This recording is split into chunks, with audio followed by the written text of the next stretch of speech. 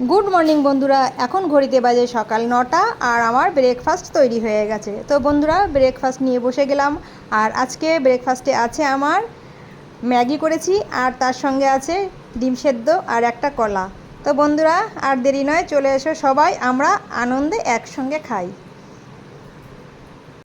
সদ্যর বিবাহিত মেয়েদের জন্য বলছি, যাদের নতুন নতুন বিয়ে হয়েছে তারা শ্বশুরবাড়ি কী জিনিস তোমরা এখনও জানো না।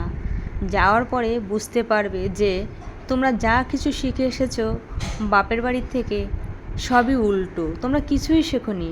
এখানে গিয়ে দেখবা নতুন সব কিছু, নতুন স্কুলে তোমরা ভর্তি হয়েছো, নতুন কিছু দেখছো, সব কিছু যেটাই করবে সেটাই ভুল, ভালো করলেও ভুল, খারাপ করেও ভুল। ভুল ধরার জন্য সবাই যেন তোমার দিকে সেজে বসে আছে।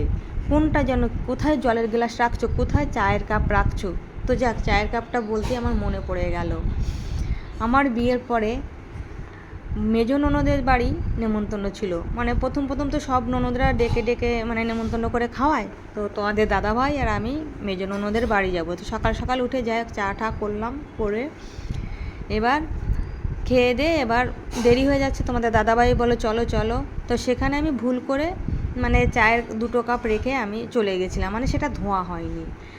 তো আমি বাড়ি এসে দেখলাম আমার বড়জা তখন আমাকে বলল, জানিস তুই চায়ের কাপ রেখে গেছিস, এরকম বাড়িতে ধোঁয়া উঠে গেছিলো। বাবা এসে আমার কাছে নালিশ করলো যে নবমা, ছোটো বৌমা চায়ের কাপ রেখে গেছে, ধোয়নি।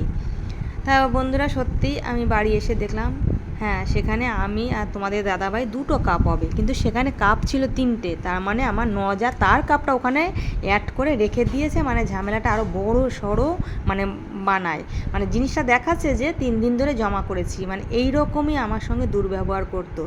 আর আমার শ্বশুর শাশুড়ি ওর কথায় নাচতো, কখনো আমাকে যাচাই করে দেখলো না। আর যাচাই করার সময়টা তো অনেক দিন তাদের লেগে গেছিলো। তাও ওই যে আগের ভিডিওতে বলেছিলাম যে 20 বছর পরে তারা আমাকে চিনতে পারলো। কিন্তু বন্ধুরা, তখন চেনা না চেনা আর কিছু যায় আসে না, তখন যে যার মতো সংসার হয়ে যায়। তখন আর সেই গুরুত্ব, সেই জায়গাটা আর থাকে না, যে প্রথম জীবনে যে ভালোবাসাটা পাবো সেই ভালোবাসার আশা আর থাকে না। রাখি তাহলে বন্ধুরা, টাটা।